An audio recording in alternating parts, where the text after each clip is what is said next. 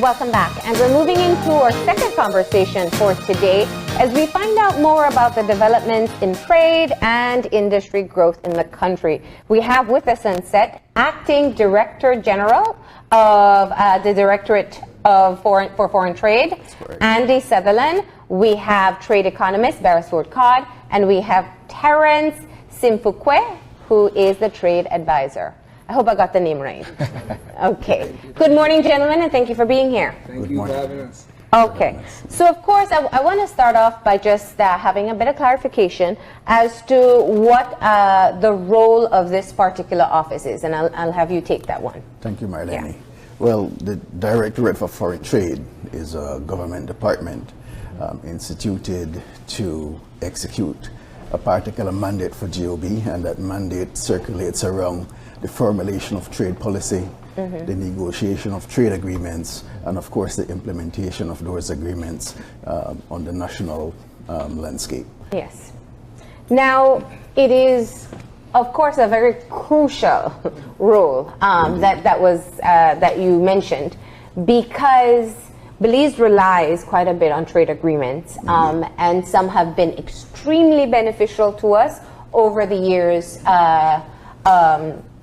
that we've had them in effect. And I want to ask you, how do you work, one, to help shape the product of Belize as something marketable when you go out looking for trade agreements, by establishing policies that will be both beneficial for us in Belize and also for anyone who has an interest?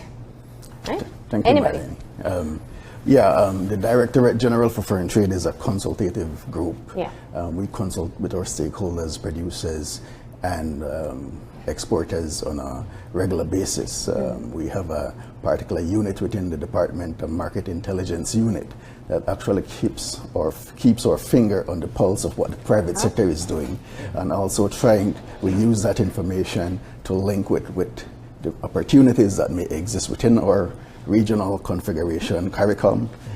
There's the Central America configuration, CIECA as well, and of course a spin-off from CARICOM, the Economic Partnership Agreement between the CARIFORUM states and the EU states. Yes. So basically we are very much involved in the discussion with our producers as to where the opportunities lie, what the requirements are to access those markets, and how our products stack up in terms of those requirements to be able to access markets.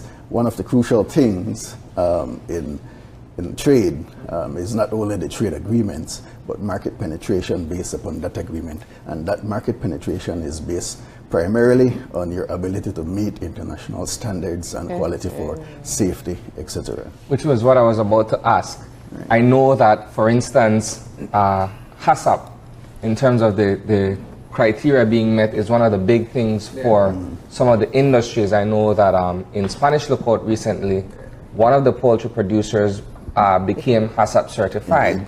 Right. But it's not necessarily the same for all producers, because either they're not aware of it, one, it's two, costly. the cost that goes along in terms of the investment into becoming HACCP certified, for instance, is out of their financial reach. But these are factors and criteria that one would have to meet in terms of being able to say trade with a partner country or what have you. Can you guys speak to that a bit? Sure, I could lead off. Indeed, food safety is a big issue when it comes to products. But in Belize, what we need to realize is that what we need to push towards is to have our market standards and quality be reflective of the international market standards and quality. And in that way, we gear our production process to be able to meet those standards from the get-go, from the institution of your company or business. You set those mechanisms in place that would allow you to be HACCP certified, ISO certified, etc., and give our consumers that high-quality product that is then easily tradable internationally. Indeed, you mentioned poultry. That industry has been wanting to export for quite a while. And the hindrance in the region, especially in CARICOM, where poultry could be traded duty-free within CARICOM, was the HACCP certification, which we now have. Yeah.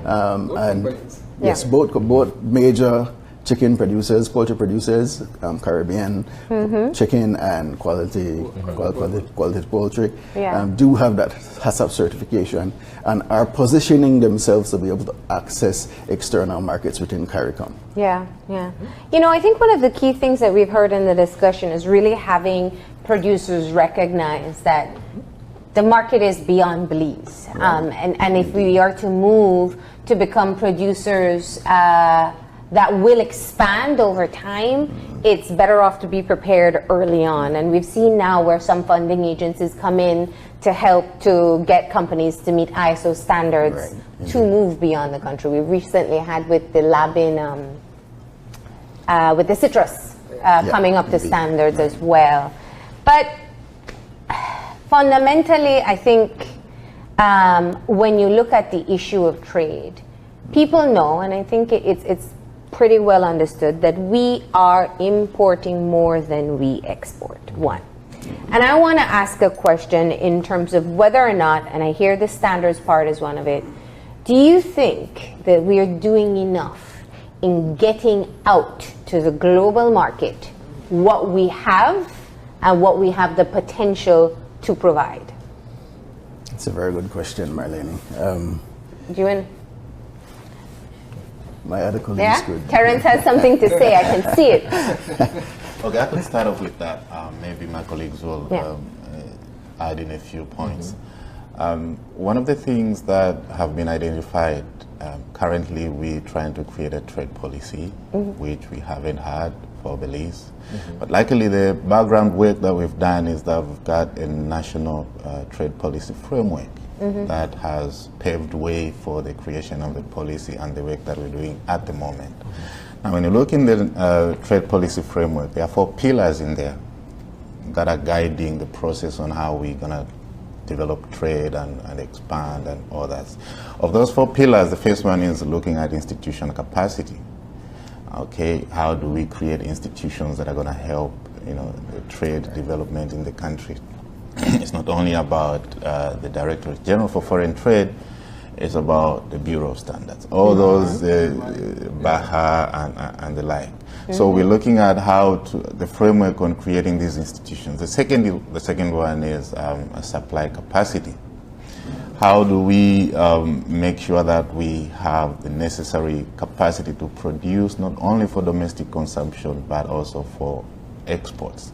So in looking at the question that you're talking about, we definitely are a net importing country, so we're looking at ways on how to grow our export basket. And this is speaking directly to the second pillar in our framework, that is looking at supply side constraints. What are the issues that inhibit us in trying to produce enough, not only to consume domestically, but also to export? And there are benefits in exporting, we know from fundamental economic principles. So I wanted to highlight that out of the 4 pillars, institutions, supply capacity, and then market access, the 3rd pillar, and trade facilitation, the 4th pillar. So when you look at those, these will be the guiding principles in our policies. And maybe my colleagues could add 1 or 2 things. I would just like to add, Terrence spoke about the national trade policy, and he also spoke about a trade policy framework, a national trade policy framework. I must add that this is a cabinet-approved framework that has met the test of cabinet for us to be able to go forward and construct a national trade policy for Belize. As Terrence rightly said, we don't have a cohesive trade policy for the country. And this is one of the major requirements if you context our trade policy, our trade landscape under the WTO. The WTO is the global institution that governs trade, but those rules that are multilateral must be infused within a national policy that is structured, that would help the country to attain the development objective that it seeks. We don't have that cohesive policy, and so we went about and devised this trade policy framework, cabinet approved, and we have leveraged this to go forward we're speaking to you because we want to move forward. And Yes. Terrence is here as a national advisor through the Commonwealth Secretariat, their hub and spokes program, which assists developing ACP countries to further their trade capacity. He's here with us for us to be able to put meat on the bones of this national trade policy framework and devise that policy so that trade could be expanded within a very short time period. Let me ask a question. It's a bit it's a spin-off from the last question, because I know there's a lot of work we would have to do to be able to meet the full supply locally before we can move into exportation. For some time there has been talk about moving more towards value-added products. And if you can't think of perhaps meeting a large global demand, then meet a niche market with a really high-end product. It oftentimes tends to be a challenge for persons. Let's use the example of ASR currently, who with the end of the Fair Trade Agreement is now looking into investing for direct consumption sugar, which it means they want higher quality sugar to be able to get out into the Caribbean. So that's an afterthought because they've benefited from the agreement for so long and now must move into a different direction. Right. If we talk about trade in wood, we export raw materials, where if we make a quality product or perhaps the proper sizes and whatnot for exportation, we have a better value-added product.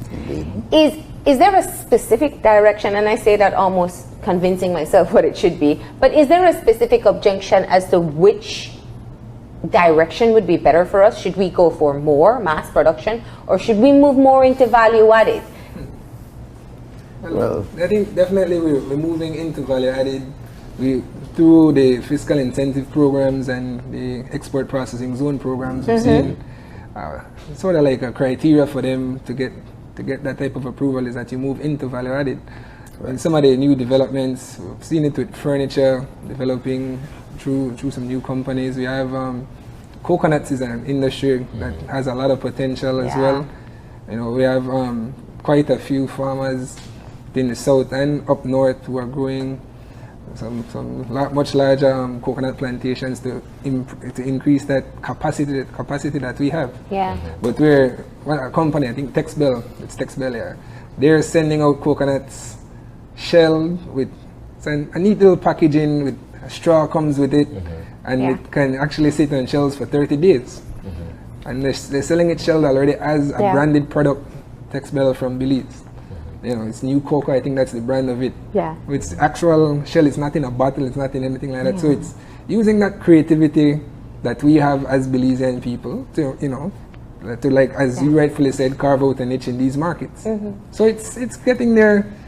We would hope for it to be a bit faster, but it's private sector who trades. There is an aspect to that, and that, the private sector oftentimes has spoken about the challenges in purchasing material to move towards having a value-added product. In other words, if it's packaging that needs to be imported, there seems to be some sort of balance that has to be struck to be able to ensure that there is an incentive for the producers to want to move in that direction, but also obviously they can't be the only ones making all the money. So let me ask from your perspective, how do we strike that balance? That's a very good question.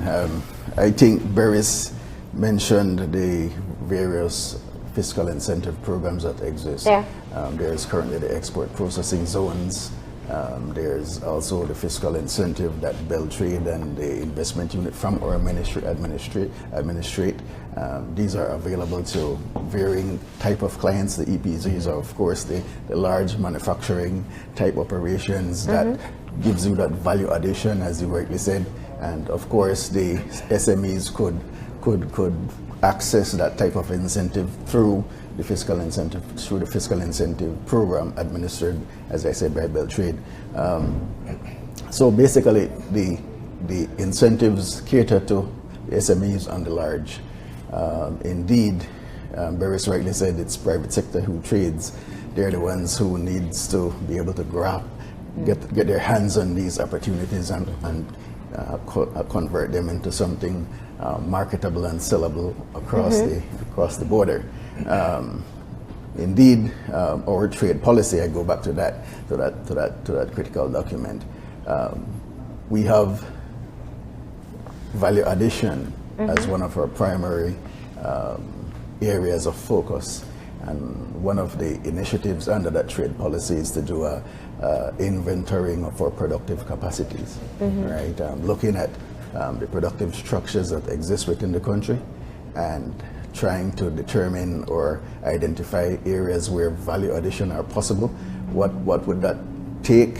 What level of restructuring, reorganizing, using what you have, and maybe adding a few more pieces to be able to produce value-added products. So things like that our trade policy would seek to address. So definitely we are in agreement. The country needs to move more towards value addition.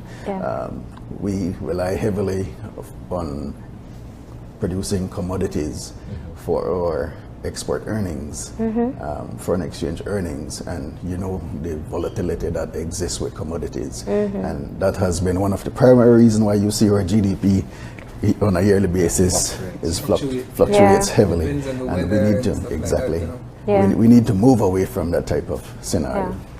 And there is, just to add on, the driving force behind the need to go into value addition is that a considerable amount of research has been done by different think tanks and trade experts, and they have established that generally, on average, if you value add a product, you increase its value 16-fold, and its return increases even as much. So if you're looking at primary commodities, we don't just want keep cattle or produce milk. We want to create yogurt. We don't just want to create raw sugar, and we want to create syrups and all those things. So if you look at the whole value chain, nowadays, countries are talking about value chain, system integration, where you're creating a whole different kinds into a whole block. So if you're talking about a ranch, animals, cattle, not only beef being processed, let's create sausages along the way, let's create yogurt, it's a whole value chain. It has spin-off effects in employment and all those things. So we think that, and we have recognized that in our trade policy, we have a great deal of thinking going into that. We're doing a lot of consultations, and the ideas are evolving around that. And on the local front, are producers interested in moving into value added? Do they have the wherewithal? Yes, to be able to. The interest in there, but it's not a one-off thing. Turning around an economy is a long process, and trade is it's a long process. It involves a lot of players on the scene. So you're talking about you're competing not only amongst yourselves, beyond market you're competing for, raw materials you're competing for. How do I sell this? How do I strive this? There's a lot of research and development involved. There's a lot of investment as well involved. The capital issues and the standards, the qualities. So it's a whole ball game of things that you have to push, and it involves the private sector and government helping out. And I think government is doing what they are meant to as government, try to shoulder the muscle when it comes to policy and push the doors and all that. I think we need to commend them for that. Right. I think one of the issues in relation to private sector and seizing opportunities that exist is the access to information. And this was one of the reasons why we want to come on this show, because we wanted to at least mention a few words about our brand new website. Now you can get in more than a few questions. We were headed there. Right. But indeed, as a directorate, we've consulted with our stakeholders on a regular basis. But the broader public, that wider space needs to be covered. And it's always a challenge to be able to put trade into some bites that is consumable by the general public. It's such a technical field. But the website, which we've launched a week ago, seeks to do that. Put this information that we have readily available to the public so that they could access it and give them the necessary points of contacts for further information and deeper discussion on issues that could lead to greater economic growth. Yeah. What kind of services can people access through the website? Well, I think we really try to strike a balance in, usability, so to speak, between both private sector and we really actually get a lot of inquiries from students, from UB, Galen students, even SJC, requesting information with research projects, marketing projects, because a lot of the marketing projects that they do in schools now are trade-oriented, export-oriented. And we have information on our website, such as a breakdown of the trade agreements, what type of benefits are there at the multilateral, the regional level, the bilateral agreements like the PSA with Guatemala. We post up-to-date news on the website, of different events that occur in trade. So if anything to happen that we know about that we probably would know in-house, that's the website. A new company gets HACCP certification, a new company begins trading in the Caribbean or in the US.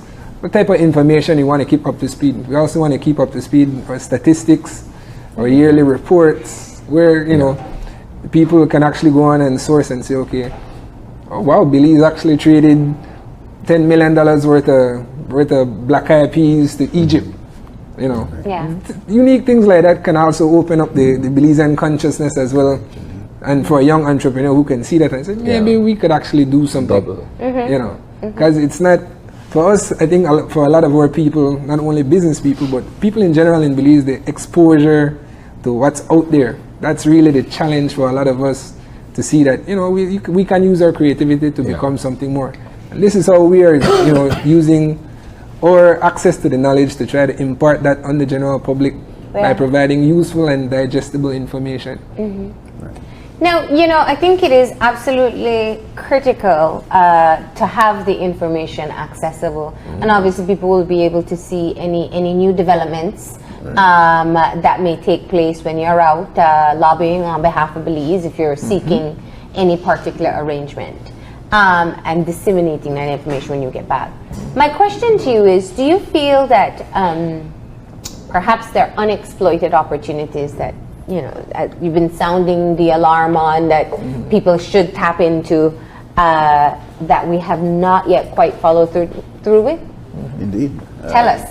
There are people out there with pen and paper ready. Okay, let me go back to our integration process with CARICOM.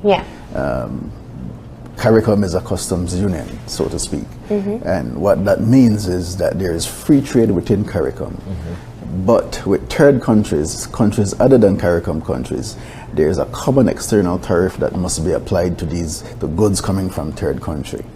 While trade is free within CARICOM, Belize and every other CARICOM country must apply a tariff, an established tariff, to third-party goods. What this creates is a paper trail, right? What's tradable within CARICOM, what's happening, and what the region is importing, right?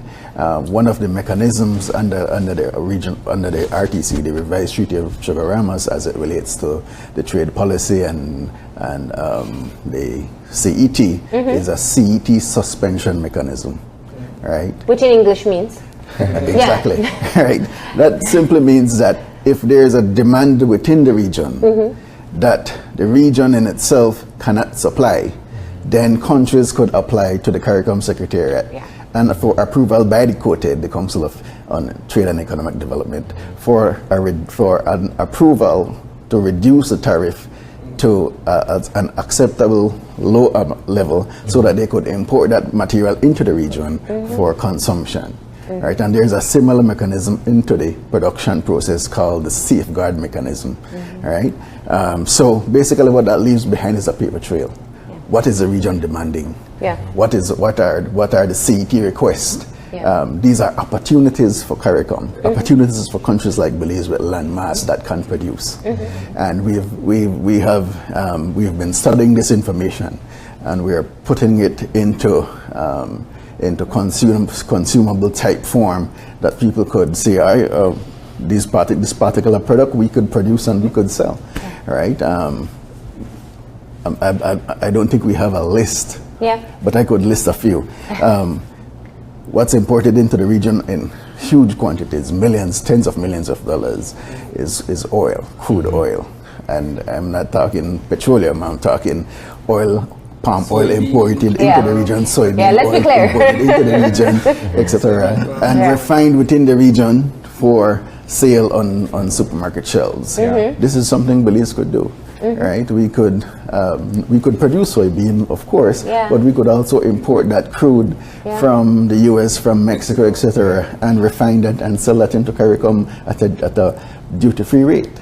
Right, so opportunities like this exist for us. Right. Similarly, there's a number of perishable goods.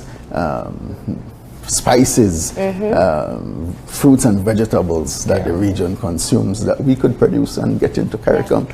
But those information, we've always made those handy for existing producers and farmers. We consult a lot with the Spanish Lookout region and the various farming communities across the country. But we're yet to see concrete moves forward in terms of taking advantage of the opportunities. But it's something that we need to continue. So the opportunities exist. Continue, indeed. And you find the greatest deterrent to be what? Investment? Investment is key. The other issue is standards and quality. They do exist. Regional standards on these particular products, and we must be able to produce those particular goods at the regional standard for us to be able to access the market. Right? So it all goes back to standards and quality, food safety, etc. Which is a common conversation we have with Bureau of Standards, with Beltrade, just that people would have the conversations with the relevant authorities very early on into their investments, especially locally. So instead of wanting to meet the Belizean market first, think a bit bigger. I don't know how that works with the banks, but that's a different story. So and I appreciate that you got the chance to talk about the website. This is one new opportunity that people can now get information. What else would you like the public to know about what is happening at the Office of the Directorate General for Foreign Trade? Well, another big ticket item we're working on currently is the implementation of the WTO Trade Facilitation Agreement. That agreement was being negotiated over the past 10 years within the context of the WTO. Member states of the WTO, which we're a member of, basically agreed on that particular trade agreement in 2013, and it came into force this year, February 2017. What this agreement seeks to do is to improve how we trade across borders. So it looks at the transparency arrangements between member states, the type of information that member states make available to the general public for them to be able to access that opportunity. It focuses on the clearance and release processes of customs departments across the world to make them simpler, to make them easier, less documentation, less costs. Right, and it also focuses on a transit issue, right? How goods move through countries to other countries. Under that agreement, it also calls for each country to establish a national coordinating committee for trade facilitation, which we have done, right?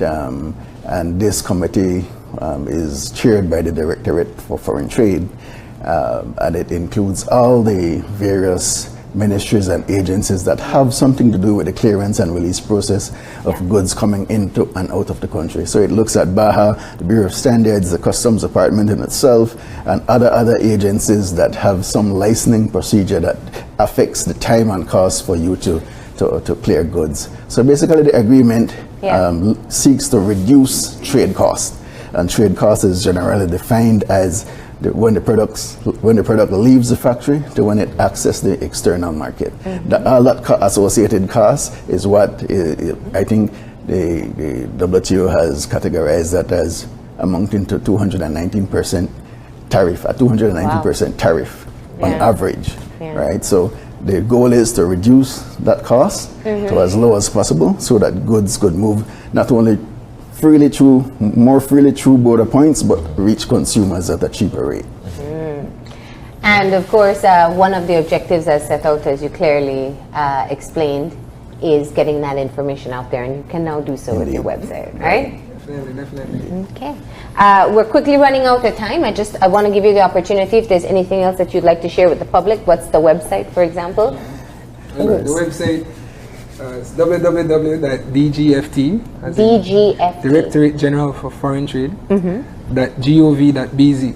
Okay. Yes. And we have at least almost 8-9 months to go for the policy. So Belize should look out for the policy that we hope to be up and running by mid-2018, and we're almost at the end of our consultative phase. And so we keep the public informed how the process is going. One more thing, important thing for us to get out to the public as well. I'd like to ask everybody who are active Facebook users. We have a Facebook page that we've created, which will link with the website. You know, we're getting out digestible information on the page. Right. Trying to help people to understand Brexit, CARICOM, all these high level, so to speak, issues. Try to get it into a consumable manner. We're putting up articles on there, nothing over a page. You know, it's that type of level that we're trying to break stuff down, so people get that awareness and might be willing to do more research on it themselves. So go like our Facebook page as well. And that Directorate is? General for Foreign Trade. All right, good. Underline that digestible information. It's not Convoluted. broken down. Is very important, and I must tell you, the younger or the new graduates are the ones who will be launching their new startups. A lot of people have more entrepreneurship goals than in the past, and so they'll get the right information from the start. So they need to find the page and follow it. Thank you for stopping in and sharing so much information in so little time. We appreciate it greatly. Right? Thank you for having us. All right, we're going to go ahead and take a break. When we come back.